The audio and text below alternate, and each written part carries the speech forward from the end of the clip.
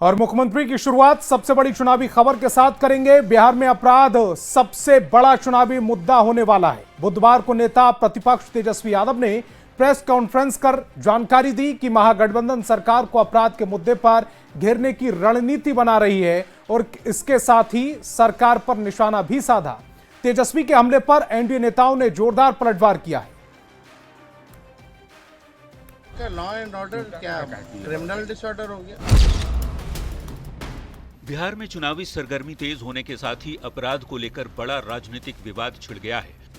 बुधवार को नेता प्रतिपक्ष तेजस्वी यादव ने प्रेस कॉन्फ्रेंस कर महागठबंधन की रणनीति का खुलासा किया और कहा कि विपक्ष सरकार को अपराध के मुद्दे पर घेरेगा। उन्होंने बिहार में क्रिमिनल डिसऑर्डर का आरोप लगाया। बिहार का लॉ एंड ऑर्डर क्या क्रिमिनल डिसऑर्डर हो गया। अपराधी बिहार सरकार चला रही है। अपराधी विजय और सम्राट हो रखे हैं। एक हफ्ता हुआ नहीं, 2100 से ज्यादा हत्या हो गई। मुख्यमंत्री अचेत अवस्था में है। भ्रष्टाचार हो गया 80,000 करोड़ का सीएजी की रिपोर्ट में। इंडियन भ्रष्टाचार में है। तेजस्वी के आरोप पर एनडीए ने जोरदार पलटवार किया। बीजेपी ने आरोप लगाया कि नीतीश सरकार पर आरोप लगाने वाले तेजस्वी के पिता की सरकार में अपराधी सीएम आवास में मिलते थे। तेजस्वी यादव जी, आपको मालूम होना चाहिए कि आपके पिताजी के शासन में अपराध करने वालों को तलाश पुलिस जब करती थी तो वैसे तो सीएम हाउस में चहलकदमी करते मिलते थे। दुकानों एवं डॉक्टरों से उठाई गई गाड़ी सीएम हाउस में मिलती थी। जेडीयू ने कहा बिहार में कानून का इकबाल इतना है कि बाहुबली भी इच्छा मृत्यु मांग रहे हैं। कानून का खौफ तो ऐसा है कि एक माननीय विधायक आपके जो बाहुबली हैं कोर्ट में कह रहे हैं हुजूर हमें मौत दे दीजिए, इच्छा मृत्यु मांग रहे हैं। बिहार की राजनीति में अपराध को लेकर जारी बयानबाजी चुनावी माहौल को और गर्मा रही है। कानून व्यवस्था चुनाव में एक बड़ा मुद्दा होने वाला है। देखना दिलचस्प होगा जनता इस राजनीतिक जंग में किस पक्ष का साथ देती है। न्यूज 18 के लिए पटना से संवाददाता अमित कुमार के साथ वैशाली से प्रफुल्ल कुमार की रिपोर्ट।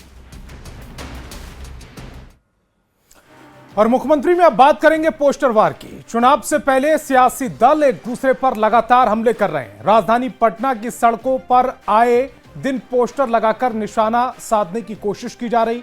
एक बार फिर से आरजेडी और जेडीयू एक दूसरे पर पोस्टर के जरिए हमलावर है।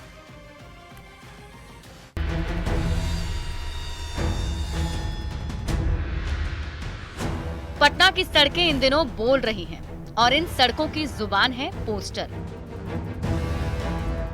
एक और आरजेडी ने कैग रिपोर्ट का हवाला देते हुए सरकार पर भ्रष्टाचार और घोटाले के गंभीर आरोप लगाए हैं।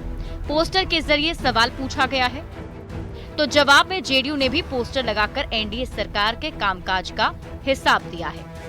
एक पोस्टर में जो है नरेंद्र मोदी प्रधानमंत्री हाथ जोड़ के बिहार वासियों का अभिवादन कर रहे हैं। मुख्यमंत्री जो है नीतीश कुमार जो है वो इस पोस्टर में नजर आ रहे हैं। दूसरी तरफ जो है ये पोस्टर लगाया गया है विपक्ष की तरफ से। देखिए पूरे पटना में ये पोस्टर लगाया गया है। विपक्ष कैग रिपोर्ट के आधार पर सरकार को घेर रहा है। सरकारी योजनाओं में गड़बड़ी से लेकर फंड के दुरुपयोग तक के आरोप लगा रहा है। आरजेडी के आरोप पर मंत्री संतोष कुमार सिंह ने पलटवार किया और तेजस्वी यादव को अकाउंटेंसी सीखने की सलाह दे डाली। उनको अकाउंटेंसी सीखना पड़ेगा। उनको किसी सीए से जाके मिल लें कि ये 80,000 81,000 का जो डिफरेंस जो सीएजी रिपोर्ट में आया है तो अभी चल रहा है, उसका ऑडिट चल रहा है। ऑडिट फाइनल होने तक किसी पे क्लेम लगाना कहाँ से नया उचित है। आरजेडी के आरोपों के बाद जेडीयू की तरफ से जवाबी पोस्टर लगाए गए और इनमें पीएम मोदी और सीएम नीतीश कुमार की अगुवाई में विकास और सुरक्षा की गाथा दिखाई जा रही है। इस वक्त हमारे पीछे देख सकते हैं वो तस्वीर जब बड़े बड़े बैनर लगाकर उसमें प्रधानमंत्री नरेंद्र मोदी और नीतीश कुमार की तस्वीर लगाई गई और उसमें जो बातें लिखी गई वो बेहद इंपॉर्टेंट है। लग रहे हैं उद्योग, मिल रहा है रोजगार, फिर से एनडीए सरकार, यानी कि जो बिहार सरकार लगातार रोजगार दे रही है और उद्योग लग रहे हैं उसकी चर्चा इसमें की गई है। इसके ठीक बगल में एक और भी है कि महिलाओं की जय जयकार, फिर से एनडीए सरकार। सड़कों पर सियासी जंग जारी है। अब देखना होगा कि जनता किसकी बात पर ज्यादा भरोसा करती है। पटना से न्यूज 18 के लिए संवाददाता अमित कुमार के साथ आनंद अमृतराज की रिपोर्ट। और बिहार विधानसभा चुनाव से पहले महागठबंधन में सीट शेयरिंग का मामला उलझकर रह गया है। 60 सीट पर दावा ठोकने वाली पार्टी कोऑर्डिनेशन कमेटी की बैठक से गायब रहने लगी है। माले 45 तो कांग्रेस भी 70 प्लस सीटों की डिमांड कर रही है। अब तेजस्वी सीट शेयरिंग की ये गुत्थी कैसे सुलझाते हैं, ये देखना दिलचस्प होगा।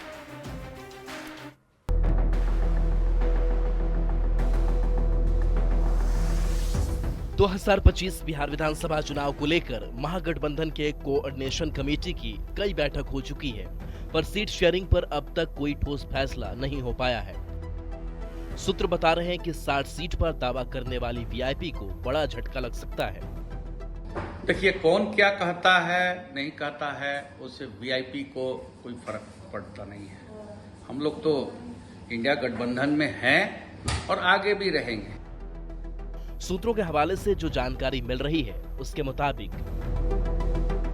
60 सीटों की डिमांड करने वाली वीआईपी को 15 से 20 सीट पर संतोष करना पड़ेगा। लेफ्ट को आरजेडी 29 से 34 सीट देने के लिए तैयार है। कांग्रेस को कितनी सीट देनी है इस पर मंथन जारी है।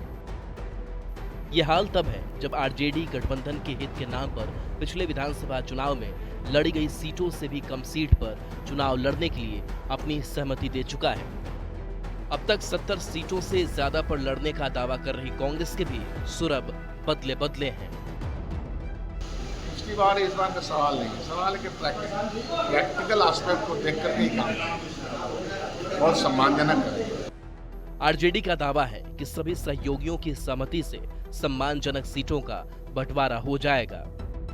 संतुष्ट कैसे कीजिएगा? आधार पर हर परिस्थितियों को सभी गठबंधन के नेता समझ रहे हैं कि असली लड़ाई है बिहार को बचाने की, सरकार बनाने की, इसलिए सब लोग सहज तरीके से तैयार हो जाएंगे और 243 सीटों पर महागठबंधन इंडिया गठबंधन चुनाव लड़ेगी। पर राजनीतिक जानकारों का कहना है कि तेजस्वी के लिए सीट बंटवारे की गुत्थी सुलझाना टेढ़ी खीर साबित होने वाली है। कांग्रेस और आरजेडी तो साफ साफ कॉम्प्रोमाइज करते हुए, त्याग करते हुए दिख रही है, लेकिन जो बाकी पार्टियां हैं वो दिख नहीं रही है। तो एक महागठबंधन में सीट शेयरिंग को लेकर के पेच तो फंसा हुआ है। कल गठबंधन की बैठक भी हुई जिसमें मुकेश सहनी उस बैठक में दिखे नहीं, जो मुकेश सहनी हर बैठक में होते थे। पहले से ही सीट शेयरिंग के मसले पर जूझ रहे महागठबंधन के नेताओं की परेशानी हेमंत सोरेन की जेएमएम और पारस की आरएलजेपी और भी बढ़ा सकती है। ऐसे में किसके खाते में कितनी सीटें जाती हैं, ये देखना बेहद दिलचस्प होने वाला है। न्यूज़ 18 के लिए पटना से संवाददाता संजय कुमार की रिपोर्ट।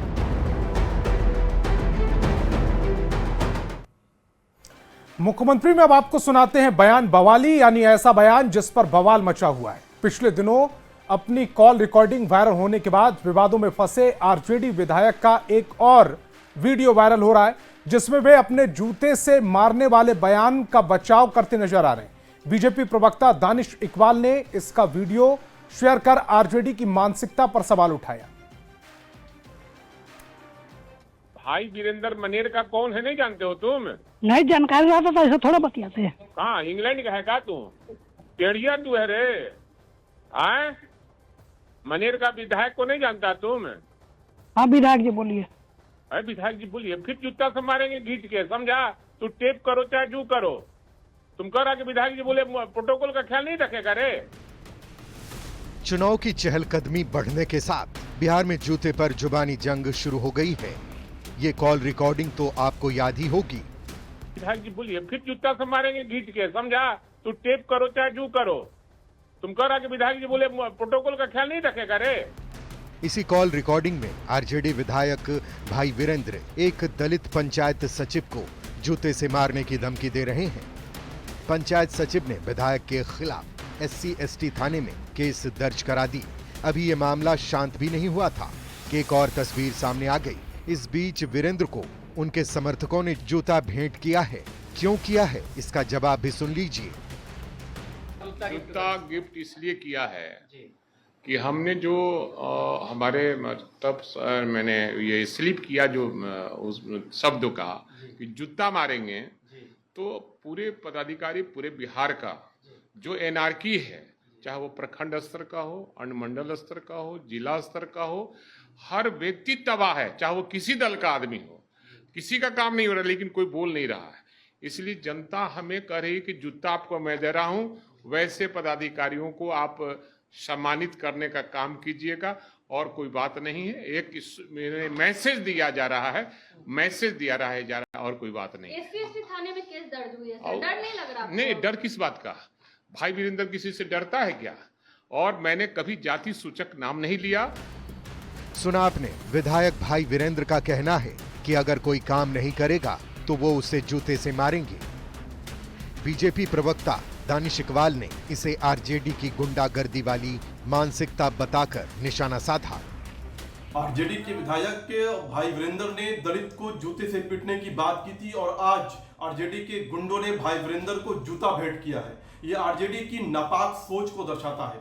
जब एक दलित ने सच बोला, आवाज उठाई, तो जवाब में आरजेडी के गुंडों ने कहा, भाई वीरेंद्र ये लो जूता और दलित को सबक सिखाओ। अब ये तेजस्वी यादव को क्या वही नेता भाएंगे जो दलित को पीटेगा? ये कोई छोटी और मामूली घटना नहीं है, ये सीधा संदेश है आरजेडी का कि जो दलित बोलेगा उसे आरजेडी के गुंडे जूते से कुचलेंगे। जनता अगर विधायक के पास समस्या लेकर जाए तो उसका समाधान करना उनका फर्ज है। कोई अधिकारी लापरवाही करे तो कार्रवाई का भी प्रावधान संविधान में है, पर किसी को जूते मारने का कानून विधायक भाई वीरेंद्र का बनाया हुआ है और इनका मानना है कि जनता ने इनका चुनाव इसी काम के लिए किया है। न्यूज़ 18 के लिए पटना से संवाददाता शैलेंद्र की रिपोर्ट।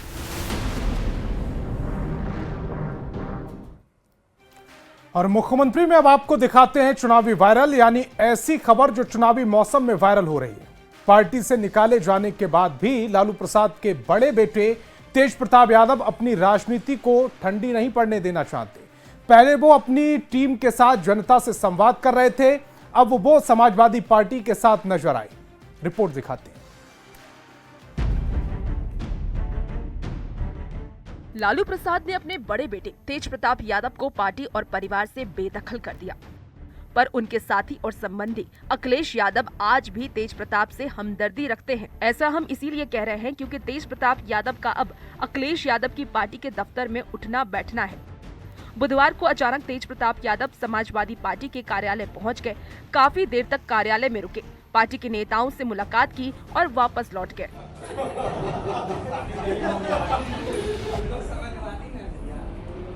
तेज प्रताप यादव के समाजवादी पार्टी के ऑफिस में जाने की खबर जंगल की आग की तरह फैल रही है। भले ही बिहार में समाजवादी पार्टी का जनाधार नहीं है, पर अखिलेश यादव की एसपी और तेजस्वी यादव की आरजेडी इंडिया गठबंधन में साथ है। लालू परिवार के साथ अखिलेश यादव का राजनीतिक संबंध तो है ही, रिश्तेदारी भी है। एक दूसरे के यहाँ आना जाना भी होता रहता है। उन्हीं अखिलेश यादव की पार्टी के साथ तेज प्रताप की ये हमदर्दी अब कयासों को हवा दे रही है। पटना से संवाददाता धर्मेंद्र प्रधान की रिपोर्ट।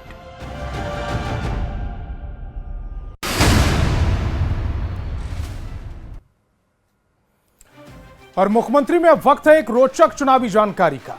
क्या आप जानते हैं कि बिहार का पहला और एकमात्र मुस्लिम सीएम कौन था? अब्दुल गफूर बिहार के पहले और अब तक के इकलौते मुस्लिम मुख्यमंत्री थे। अब्दुल गफूर 1952 में बिहार विधानसभा चुनाव में जीतकर विधायक बने। तब आजादी के बाद से लगातार कांग्रेस पार्टी का मुख्यमंत्री की कुर्सी पर कब्जा रहा।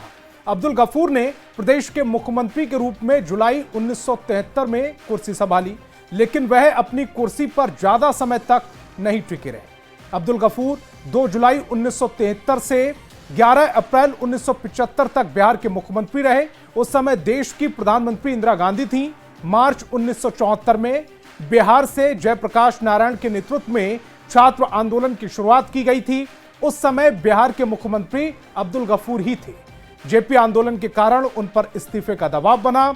इसके अलावा उनके शासनकाल में ही 1975 में बिहार के समस्तीपुर में ललित नारायण मिश्रा की हत्या हो गई। ये घटनाएं खान के खिलाफ हो गईं और 1975 में कांग्रेस की तत्कालीन प्रधानमंत्री इंदिरा गांधी ने अब्दुल गफूर को हटाकर उनकी जगह जगन्नाथ मिश्रा को मुख्यमंत्री बना दिया। और जेडीयू एमएलसी खालिद अनवर का आरजेडी कांग्रेस पर बड़ा आरोप। कहा, वोट बैंक के लिए मुसलमानों का इस्तेमाल करता है महागठबंधन। बिहार की तरक्की और अमन के लिए नीतीश कुमार जरूरी। लॉ एंड ऑर्डर पर सवाल उठाकर घिरे तेजस्वी यादव। सम्राट चौधरी बोले, राजतंत्र वाली मानसिकता से निकलने तेजस्वी, लालू का बेटा होना कोई उपलब्धि नहीं। बिहार राज्य नागरिक परिषद के उपाध्यक्ष मंजीत कुमार सिंह ने गोपालगंज डीएम से की मुलाकात, जिले के सूखाग्रस्त घोषित करने की मांग। अमित शाह का बड़ा बयान, कहा पीओके भारत का अभिन्न हिस्सा, उसे लेकर रहेंगे, सीज फायर के लिए गिड़गिड़ाए पाकिस्तान। राज्यसभा में ऑपरेशन सिंदूर पर चर्चा के दौरान बोले गृह मंत्री अमित शाह, ऑपरेशन सिंदूर और ऑपरेशन महादेव ने भारत की शान बढ़ाई, पहलगाम के गुनहगारों को हमारी सेना ने मिट्टी में मिलाया। बिहार बीजेपी के प्रदेश महामंत्री और पूर्व विधायक मिथिलेश तिवारी ने आरजेडी पर बोला हमला, कहा कि आरजेडी ने विधायिका के स्तर को गिरा दिया। बीजेपी सांसद मनोज तिवारी जाएंगे बाबा बैद्यनाथ धाम, आज बिहार के सुल्तानगंज से जल उठाकर पैदल रवाना, 2 या 3 अगस्त को करेंगे बाबा का जलाभिषेक। पटना कांग्रेस मुख्यालय सदाकत आश्रम में हंगामा, एक कार्यक्रम के दौरान आपस में भिड़े कार्यकर्ता। विधायक चेतन आनंद के साथ पटना एम्स के गार्ड पर मारपीट का आरोप, मरीज को देखने पहुंचे थे चेतन आनंद, गार्ड के खिलाफ दर्ज कराया गया मामला। विधायकों की खरीद फरोख्त मामले में ईओयू का एक्शन, प्रमोद कुमार से हुई पूछताछ, जेडीयू विधायक डॉक्टर संजीव को भी नोटिस। पंचायत सचिव को धमकी मामले में आरजेडी विधायक भाई वीरेंद्र की सफाई, कहा जनता मेरे बयान के साथ, जनता ने भाई वीरेंद्र को जूता थमाया। भाई वीरेंद्र के बयान पर बीजेपी प्रवक्ता दानिश इकबाल का पलटवार, कहा आरजेडी की गुंडागर्दी वाली मानसिकता है। बिहार के बीजेपी प्रदेश अध्यक्ष दिलीप जायसवाल का बड़ा बयान, कहा विपक्ष की हर रणनीति होगी फेल, तेजस्वी राहुल की यात्रा पर निकलने को लेकर भी साधी चुप्पी। सावन के बाद बिहार में महागठबंधन की रैली पर बीजेपी प्रवक्ता अजय आलोक ने साधा निशाना, कहा ये लोग राष्ट्रीय मृत आयोग बनाने की मांग करेंगे। राष्ट्रीय प्रवक्ता अजय आलोक के बयान पर आरजेडी प्रवक्ता का पलटवार, मृत्युंजय तिवारी ने कहा बीजेपी की मनसा ही मृत आयोग बनाने की है। बीजेपी के राष्ट्रीय प्रवक्ता शहनवाज हुसैन ने तेजस्वी यादव पर बोला हमला, कहा विधानसभा में इलाज से बौखलाए हैं तेजस्वी। मुजफ्फरपुर को सीएम नीतीश की सौगात, 7 बड़ी परियोजनाओं का किया शिलान्यास, पताही टीचर ट्रेनिंग कॉलेज के लाभार्थियों से किया संवाद। आरजेडी विधायक भाई वीरेंद्र को मुखिया महासंघ के अध्यक्ष ने दी नसीहत, कहा विधायक भाई वीरेंद्र को दिखानी चाहिए थी समझदारी। भगवान बुद्ध के नाम पर हो गई गयाची हवाई अड्डा का नाम, बीजेपी सांसद भीम सिंह की मांग। बिहार सरकार की मंत्री शीला मंडल ने तेजस्वी यादव पर साधा निशाना, कहा आरजेडी के शासनकाल में महिलाओं की क्या स्थिति थी। पटना के एमपी एमएलए कोर्ट में आरजेडी विधायक रीतलाल यादव की हुई पेशी, रीतलाल यादव पर रंगदारी मांगने समेत कई आरोप।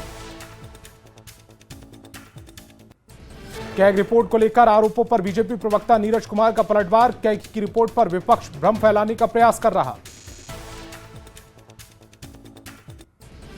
बीजेपी कार्यालय में मिलन समारोह कार्यक्रम का आयोजन, अलग अलग जिलों से आए कई लोग बीजेपी में हुए शामिल। बिहार सरकार के मंत्री रत्नेश सदा का राहुल गांधी और तेजस्वी यादव की यात्रा पर तंज, कहा ये लोग चुनावी मेढक हैं, चुनाव के समय जनता को बरगलाने के लिए निकल रहे हैं। बिहार में चुनाव से पहले जारी है पोस्टर वॉर, पटना में सीएम नीतीश और सीएम प्रधानमंत्री मोदी के पोस्टर के जरिए एनडीए ने दिया एकजुटता का संदेश, विकास और रोजगार का किया बखान।